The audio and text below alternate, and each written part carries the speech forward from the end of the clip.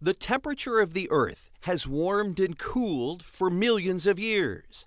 But in just our lifetime, a remarkable warming of the Earth has taken place. Climatologists point to fossil fuels and carbon dioxide as the leading contributors.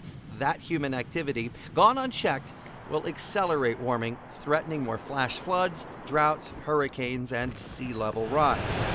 And we're already seeing that take place. It's got to be a repeated message. Dr. William Gutowski with Iowa State University has physics and astronomy degrees from Yale and a PhD in meteorology from MIT. We need both. With 25 years studying climate change, how sure of it is he? We're trapping more energy as heat into the Earth. And so if you put more energy, more heat into the Earth, well then it's inevitable that the temperature is going to rise. There's only one way you can go.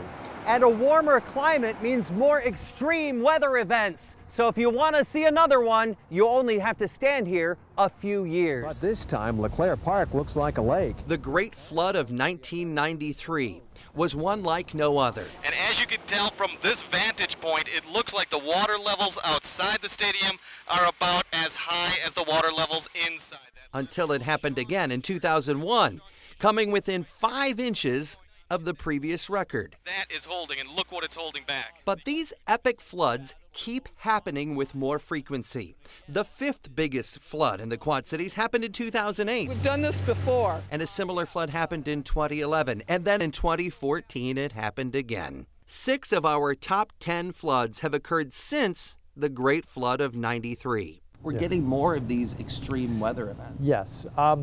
And that's one thing you would expect to have happen, is the frequency of the extreme events would increase. In a month-long poll on WQAD.com, I asked if people believed global warming was happening.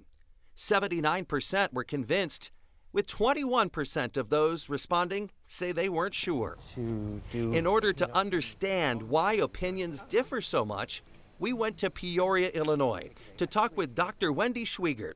She's an associate professor of psychology and knows a lot about how people make decisions. People are going to pay attention to the issues that connect with them and at best ignore the stuff that doesn't interest them, and at worst dig in their heels in opposition to something that they hear. Is it possible we just don't see climate change as an important issue? We've all got the capability of actually thinking it through and thinking critically and logically and rationally about issues. We just don't always take the time and the energy to do it. And for those who've come up with a steadfast conclusion, it's hard work to change your mind. And I think that in many ways we are used to just sort of sitting in our ivory tower and just saying, this is what's going to happen, and expecting everybody was just going to just accept it as basic fact, and not realizing that there are different constituencies, different perspectives people may have, different vested interests. I disagree with my friend's points over there, but he has a few good points that I cannot ignore. We assembled a group of people from across our community and met up at Western Illinois University Quad Cities to talk about the subject. How many of you, just by show of your hands, how many of you have noticed that weather patterns have changed or that the climate has changed around here? So every one of you. I watch weather every night, and I have forever. And I watch the storms come across. And when you and I were probably younger, the storm came, and for 5 minutes you'd have wind and lightning, and you'd get a ½ an inch of rain.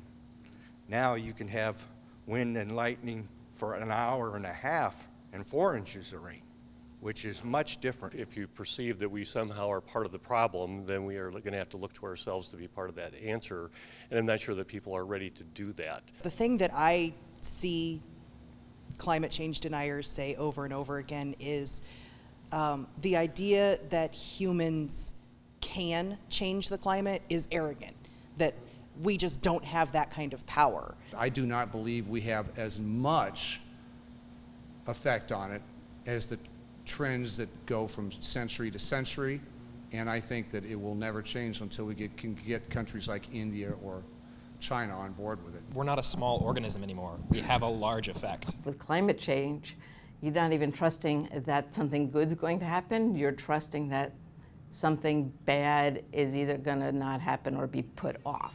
What do you want to leave for your children to have? Because they're the ones who are going to really inherit the climate, however it changes. Understanding the world around us is hardly an easy thing to do.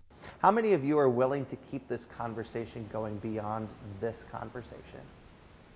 Eric Sorensen, WQAD News 8.